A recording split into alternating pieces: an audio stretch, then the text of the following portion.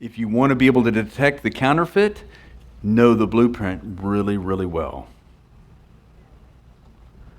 And if rather than going and trying to think about every wind and wave of doctrine that's out there, we need to make sure that we're rooted in the gospel. We need to make sure that we're rooted in what the priority was for Rav Shaul and the apostles. We need to make sure that we understand the Word of God, that we know how to study the Word of God, that we know how to take good principles of putting the Word of God in application in our life on a daily basis. Paul was advancing, and in verse 15, we see a shift. But when it pleased God, who separated me, everybody say separated, from my mother's womb, and called me, say called me, through his grace, to reveal his Son, that I might, gospel, is the term that's used there. It's a variant of euangelion, that I might proclaim him, amongst the Gentiles. I did not immediately confer with flesh and blood. Now, I just want to go back to this point, and this is Paul's testimony. And this really kind of leads up to my second point. We need to be rooted, first Messianic Jewish principle, priority needs to be our understanding of the gospel. And by the way, that term gospel, it's a message about Yeshua. It also is related to the word for making a proclamation. The very essence of the gospel is to make a proclamation of a good news to somebody. But he says this, and it pleased God who separated me from my mother's womb. In other words, and this is important for Paul's argument throughout the rest of the book, in other words, God had this mission for Paul at birth and even before birth.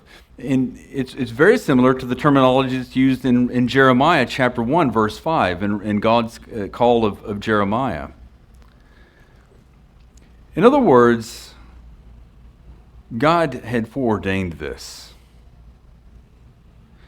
Was it really about the Apostle Paul? He was advancing. He was doing everything he could to learn about God. It was about God choosing Paul, who called me, and Paul had a calling on his life. Paul was separated out, and he was called for the purpose that Yeshua would be revealed in him and that he would proclaim him to the nations. It says, I did not immediately confer with flesh and blood, nor did I go up to Jerusalem to those who were apostles before me, but I went to Arabia. And so we read about this in Acts, but Paul apparently goes into Arabia and spends some time there.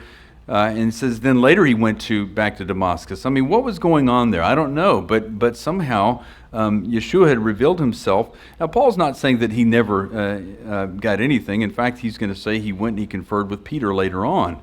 But he's going out into the region of the diaspora, and I think even there, God is placing upon Shaul's heart the need for giving the gospel, the Besorah, the good news of Yeshua, to Gentiles.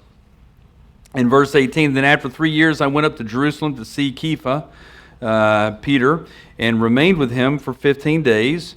And I saw none of the other apostles except James, the Lord's brother. And now concerning these things which I write to you indeed before God, I do not lie. In verse 21, afterward I went to the regions of Syria and Cilicia, and I was unknown by the face of the Kahilot, the churches of Judea, which were in Mashiach. But they were hearing only, he who formerly persecuted us now preaches the faith which he once tried to destroy. And they glorified God in me.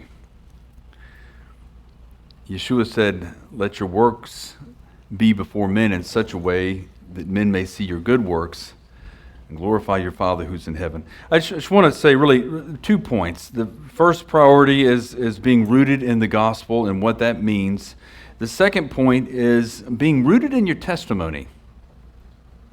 Being rooted in your own testimony.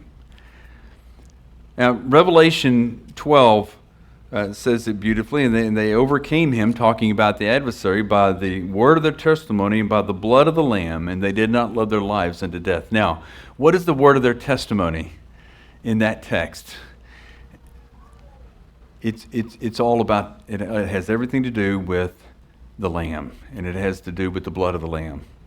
It's not necessarily, I'm not saying that our testimony is not a part of, Paul's giving testimony here, and this is the reason why I pull this up. But his testimony and the strength of it is rooted in Yeshua's death, burial, and resurrection, in the Besorah, in the gospel.